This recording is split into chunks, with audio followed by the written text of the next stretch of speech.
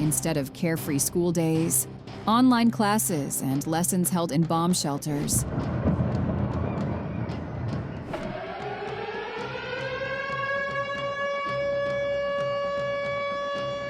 Instead of lullabies, sounds of sirens and explosions. Instead of playing in the yard, clearing the rubble after Russian strikes. Instead of meeting friends, waiting, hoping they'll be pulled out from under the ruins. Instead of warm family evenings, tears over a coffin and families torn apart. I have two dreams: for the war to end and for my dad to come home. This is the reality Ukrainian children live in today, the reality of a war that Russia brought into their homes. What do children feel during wartime? And how do they cope with the aftermath of Russian terror? Watch in our special report, Stolen Futures, How Russia's War Steals Ukraine's Childhood.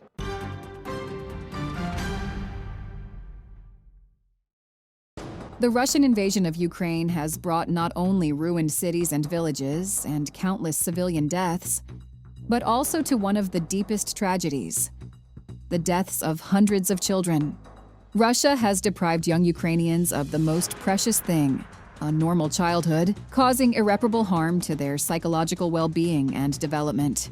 According to UNICEF, the war has affected more than 7.5 million children in Ukraine. Around 2 million have become refugees, while the rest are forced to live under constant threat. The United Nations reports that 90% of Ukrainian children suffer from stress, anxiety, and post-traumatic disorders. In addition, the Russian Federation continues to commit deliberate war crimes, forcibly deporting Ukrainian children to Russia, tearing them from their families, and subjecting them to harsh indoctrination and militarization. Among those children were Ksenia and Serhiy. Ksenia and Serhiy are orphans. Before the full-scale invasion, they lived with a foster family in the city of Vovchansk, Kharkiv region, just a few kilometers from the Russian border. The city became one of the entry points for Russian troops invading Kharkiv region in 2022. I woke up in the morning getting ready for school. Everyone was already up, rushing around saying we had to gather documents and essentials because the war had begun. I said, "Wait, what war? You must be joking." Right after those words, an explosion. A bridge nearby was blown up, then another blast. Everything became unclear and chaotic. Unfortunately, we didn't leave. We ended up under occupation from the very first day. As soon as the occupiers took control of the city, they established a military commandant's office. And their first move was to seize control over education. Their goal wasn't to give children a chance to study. It was to re-educate them according to their own ideology. In 2022, it was already the end of the school year. We were finishing the Russian curriculum, and in early June, my homeroom teacher came to our home and told my foster mother that I had to receive a Russian graduation certificate and go study in Russia, because there were supposedly no places left to study in Vovchansk. They weren't gone because they never existed, but because the occupiers had destroyed everything. Nobody asked for my opinion. On August 31st, I ended up in a technical college in the city of Shebekino, studying hairdressing, something I neither liked nor wanted. My brother was taken to a Russian summer camp, supposedly for 2 or 3 weeks of rest in Gelendzhik. The children ended up in different cities, 1,000 kilometers apart. I tried to save my brother from being taken to Russia, but nobody listened. After the camp session ended, my brother was placed in a Russian foster family. They brainwashed him, saying, "In Ukraine there are Nazis, they'll kill you. You should stay here, you'll have a great future in Russia." At my college, they forced us to learn the Russian national anthem. I always refused. During their anthem, I sang the Ukrainian one. They raised Russian flags, and we had so-called talks about important things, where they explained how everything worked over there. Attendance was mandatory. Speaking Ukrainian or wearing Ukrainian symbols was forbidden. We also had history lessons where they taught us that Russia was mighty and great, that we must respect Russia and practically pray to Putin. They kept pressuring me to take a Russian passport, promising all the benefits of the Russian state. I refused. For that, I was expelled from the college and from the dormitory. Ksenia found shelter with acquaintances and began planning how to return to Ukraine with her brother. I managed to contact my neighbor from Kharkiv. That's where I was born and lived for many years. I asked her to reach out to Kharkiv's social services and explain our situation. That we were in Russia, that we needed help, that we wanted to come home. Before that, I called my brother and asked if he'd agree to go back with me if there was a chance. He said, yes, of course.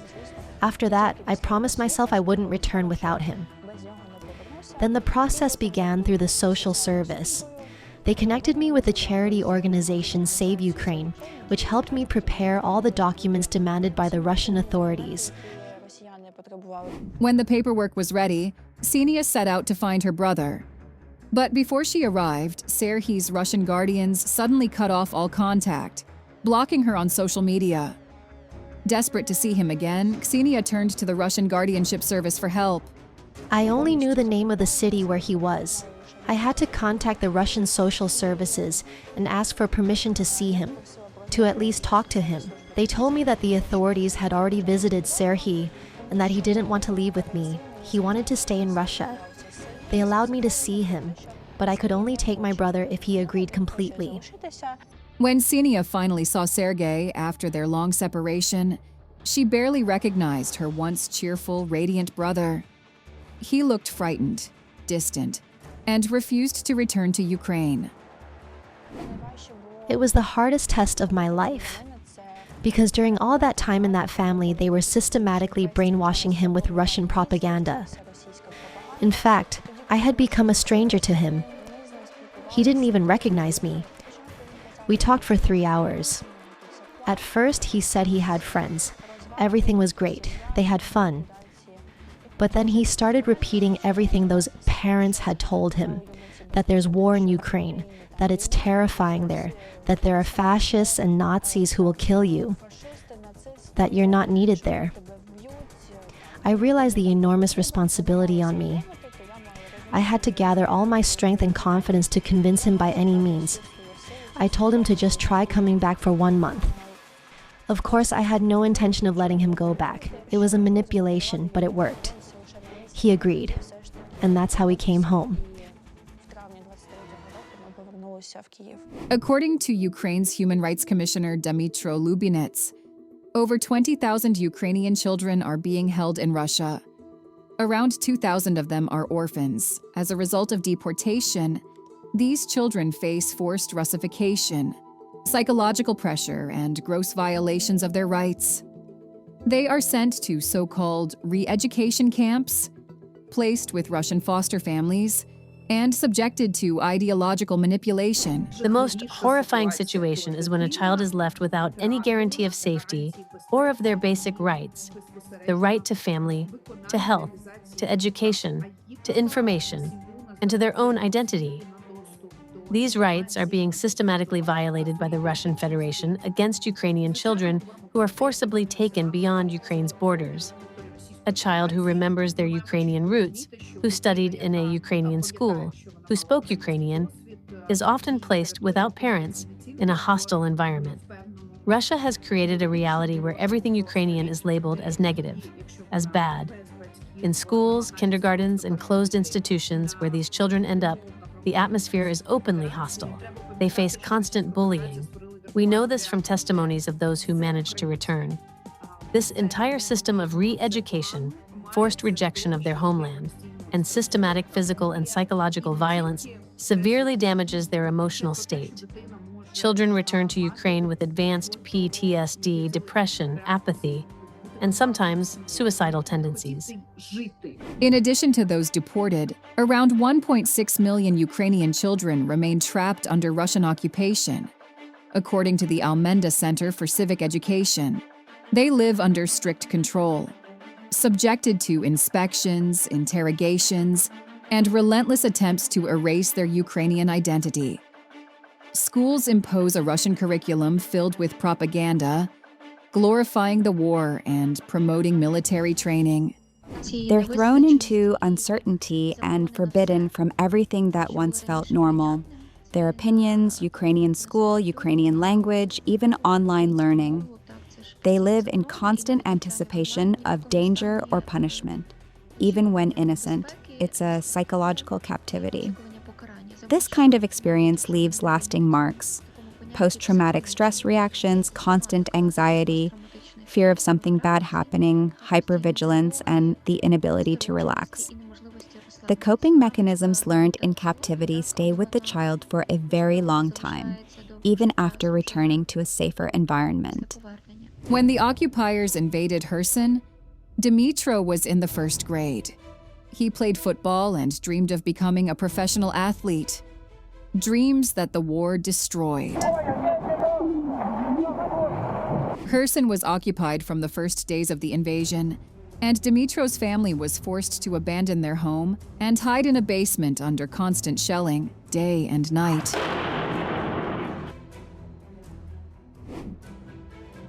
The occupiers established a military administration and began hunting down locals. Dmytro's parents, who worked with the state traffic police, immediately became targets.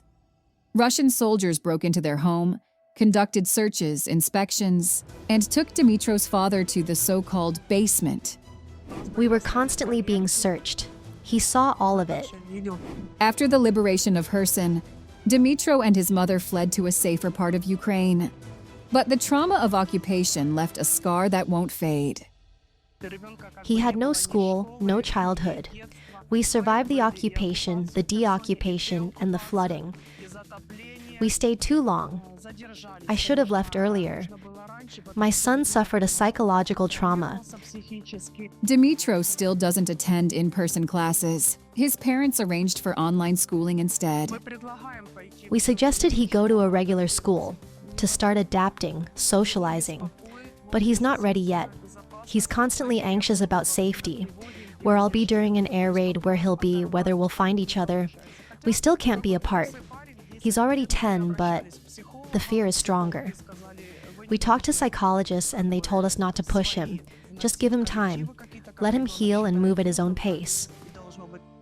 To cope with the trauma of occupation, Dmytro attends rehabilitation sessions with a psychologist, a necessary step to help him gradually reclaim the carefree spirit of childhood and begin to forget the horrors he's endured. I try to sign him up for everything possible. Clay modeling, drawing, sports. Even my husband, who came from Kherson, said, "Dmytro's starting to open up a little." It's crucial to understand that the experience of occupation, of such trauma, serious loss, and witnessing horrifying events that cause shock, all of this has long-term effects. Unfortunately, there are many such cases. Head of the National Social Service of Ukraine, Vasyl Lutsyk, cites devastating figures. Over 13,000 children have lost parental care since Russia's invasion, and more than 1,000 are complete orphans. Losing one's parents is one of the deepest traumas a child can endure. Not only the loss of loved ones, but of trust in the world itself. A parent means safety and stability. Many of these children are placed in orphanages, or, if they are lucky, in foster families. But even there, they often feel unwanted and abandoned. This leads to withdrawal, avoidance of social contact, and fear of emotional closeness, resulting in isolation and loneliness in adulthood. Without timely psychological help, the trauma erodes motivation and resilience, shaping a generation forced to live with lifelong loss. The loss of one or both parents is something a child carries for life. There are stages: acute grief, shock, denial, and every child lives through them differently. Some cry, others shut down, some express anger and hatred. But if this trauma isn't addressed, it can turn into severe PTSD, chronic depression, or persistent anxiety. When a child loses their parents, they lose themselves in many other aspects too. Social interaction, their community, access to basic routines like school, hobbies, and interests. It's a complex trauma that affects every part of a child's existence. When the war began, Vyacheslav had just turned 17. He lived in the Donetsk region, in the small settlement of Verkhnotoretsky, with his family, his mother, brothers Danilo and Timur, and sisters Nicole and Olivia. Before the war, my mom and I were planning to open a store together. I had already started working in construction, even had my own small crews. Life was full, interesting. No one could imagine that Ukraine would be destroyed like this. Since 2014, Verkhnotoretsky had been on the front line. From the first days of the full-scale invasion, Russian troops began relentless shelling: artillery, mortars, cluster munitions, airstrikes. Vyacheslav's family lived in a private house and hid in the basement during attacks. The town was on the verge of a humanitarian disaster. To find at least some food, Vyacheslav, the eldest, went with his mother to get supplies. Our town was occupied quickly. They destroyed everything. My mom was an incredibly strong woman. She worked all her life for us. That day, when the shelling finally stopped, we went out to find something, anything, that could help our family survive. 2 Russian shells fell nearby, changing the 18-year-old's life forever. Shrapnel, smoke, screams. His mother lay beside him, bleeding. He tried to save her, but her wounds were fatal.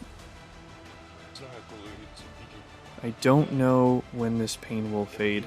I'd give anything just to hold her hand again.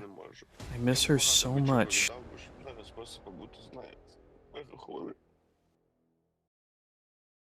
The war unleashed by Russia took from him the most precious person in his life, and even robbed him of the chance to bury her. Realizing that each day under occupation could be their last, he evacuated his younger siblings from the occupied area. Then he took legal guardianship over them, becoming their only protector and support. I was terrified they'd take the kids away. Mom always said, "We have each other." I would never abandon them. I was scared our family would fall apart.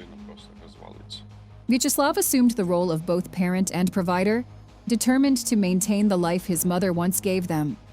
His days are scheduled to the minute, driving the children to school and extracurriculars, focusing entirely on their needs. Weekends are for family. Meanwhile, he studies in his 3rd year of university and works to support them. No matter how hard it gets, I know why I keep going. For us, for our family. When I feel like giving up, I somehow find the strength to carry on. Thank God the kids didn't see what I saw. Without them, without their smiles, I don't know where I'd be today. Vyacheslav still can't come to terms with the loss. In the hardest moments, he remembers his mother, believing it's her strength that helps him go on. All he dreams of now is to give his younger siblings the carefree childhood they deserve. A life without the shadow of war. Another family, the Kenzers, is also learning to live with their loss. Their father, Roman, volunteered for the front. My husband said, "I'm going, and you won't stop me." He told me, "When the war ends, my sons will ask me where I was. What will I say? That I stayed home, waiting for the draft, too scared to fight?" At first, Roman served in the territorial defense. Soon, as part of the 204th Battalion's rifle company, he was deployed to one of the hottest areas of the Luhansk front. I didn't believe it at first, until he sent me a photo with a rifle and documents showing he'd volunteered. In June 2022, Roman turned 40.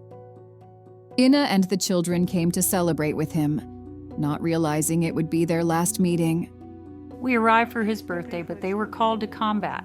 He spent his 40th birthday at the front in Donbass. On June 29th, 2022, we got the news. He was gone. At the time, their eldest son, Maxim, was 6. He understood what had happened from his mother's tears. His younger brother, Mikhailo, was only 4. Little Mikhailo was the youngest, and for a long time, he kept seeing his father. For about 2 months after the funeral, he would walk around saying, "There's Daddy standing over there. Daddy came to see me. I see Daddy." and Maxim, the older one, felt hurt because he couldn't see him. They both were at the funeral. It was one of the hardest decisions of my life.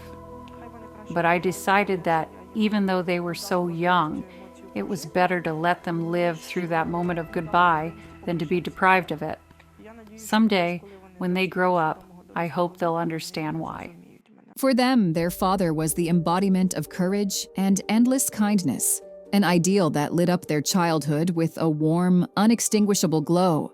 They loved being silly together, and he was the one who taught them the joy of making things with their own hands. Maxim still treasures those tender memories, how his father helped him overcome his fear by letting a huge beetle crawl onto his palm, or how they stood in awe feeding turtles at the zoo.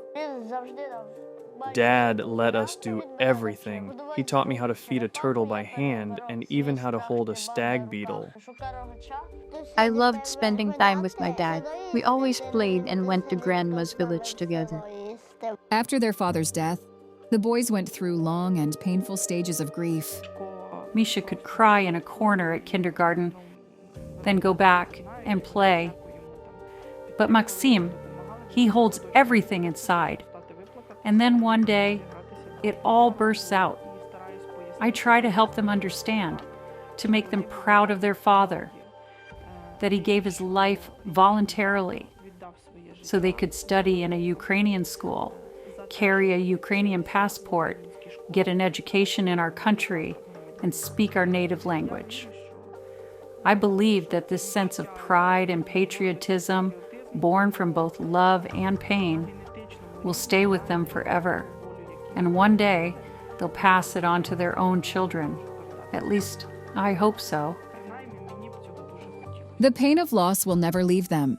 But to help her sons return to a normal life, Ina established a routine. In addition to school, Maxim and Mikhailo dedicate time to self-development. They attend a traditional dance club, build Lego sets, and read a lot. Only when the mind is busy, Ina says, you think less about the trauma. But when grief returns and emotions overflow, they have their own ritual. When sadness hits, the three of us sit together and we cry. I tell them, boys, it's hard for me too. I'm strong and independent, but I'm also alone. And then we find little moments of joy. As psychologists say, you have to be happy in the moment. Ice cream? Then it's ice cream. Cocoa. Cocoa it is. Drawing? Let's draw. Cartoons? Let's watch. Tiny moments of happiness. That's what keeps us going. Mikhailo has a tradition. He brings candies to soldiers to thank them for their service, and they give him unit patches in return. His collection has grown impressively. When we go for a walk or to Grandma's, I always take candies with me. I go up to people in uniform and say, fist bump, and hand them the sweets. Near us, there's a K-9 training center where the military work with dogs. I often visit, and I already have 5 patches from soldiers there, and more than 40 in total. Other important adults also play a key role in the boys' lives. Their grandfather, godfathers, and dance coach. The boys have amazing godfathers, strong and kind men who spend a lot of time with them. They miss that male presence, so naturally they're drawn to men. For example, when choosing a dance class, if there's a male coach, we go there, because he becomes a kind of dad figure for all the kids. My father also spends a lot of time with his grandsons. He'll say, boys, let's talk, man to man. And you can see how their eyes light up, like they've grown wings. They often remember their father, their walks, their games, those carefree days. Now they visit his grave or the alley of glory near their home to say hello, to hug him in silence, and then run off again, back to their lives. They don't dream of toys, PlayStations, or things. Their dreams are simple and deeply human. My biggest dream is for the war to end and then for my dad to come home. I have 2 dreams, for the war to end and for my dad to come home. By invading Ukraine, Russia has brutally violated children's rights under the UN Convention and Geneva Conventions. Explosive weapons in populated areas have killed and injured countless children, destroying schools and hospitals. This is a direct assault on their right to life and safety. In the occupied territories, children have been tortured, and there are documented cases of sexual violence, crimes against their dignity and security. Many are forcibly taken to Russia through so-called filtration camps, where their identities and citizenship are changed before being placed with Russian families, erasing their Ukrainian identity. Russian authorities also impose their education system, ban the Ukrainian language, and spread militaristic ideology, depriving children of their right to education and culture. We are witnessing a full spectrum of violations of Ukrainian children's rights. Their right to life, to development, to health, to free expression, to education, to access basic services. All of this is being systematically violated by the Russian Federation. These children cannot develop at the same level as their peers. For example, in the countries of the European Union. In March 2023, the International Criminal Court issued arrest warrants for Putin and Maria Lvova-Belova, Russia's so-called Commissioner for Children's Rights. They are accused of participating in the illegal deportation of Ukrainian children from occupied territories, a war crime under the Rome Statute. We must expand these arrest warrants. The International Criminal Court can and should issue warrants for others involved. Those who enforce citizenship changes participated in the deportation of Ukrainian children to camps. The actions of the Russian authorities, their systemic violations of Ukrainian children's rights, may also constitute violations of international law. Under the Rome Statute, such acts can potentially be classified as genocide, as they target the most vulnerable group. Children who are granted special wartime protection under international law. It is also crucial to continue raising this issue and push the International Criminal Court to reclassify these actions, because we have every reason to say, this is a crime against humanity. This policy is large-scale, systematic, and represents the official line of the Russian Federation. The war of aggression unleashed by Putin against Ukraine is not merely a territorial conflict. It is a systematic act of genocide aimed at destroying an entire nation with a particular focus on its future, its children. According to UN-confirmed data, Russian armed forces have taken the lives of 659 Ukrainian children. Of them, 2,180 were injured, suffering wounds of varying severity, including shrapnel and blast injuries. These physical traumas are compounded by deep psychological scars. According to experts, over 80% of surviving children suffer from depression, post-traumatic stress disorder, or suicidal tendencies, intensified by the loss of parents and the destruction of their homes. These wounds won't heal with a peace treaty. They will leave lasting scars across generations, undermining the genetic and emotional fabric of an entire nation. Those responsible, from Putin and his ministers to his generals and soldiers, must face international justice for the lives stolen, the futures destroyed, and the cities turned to dust. Marina Nesterova, Special Report.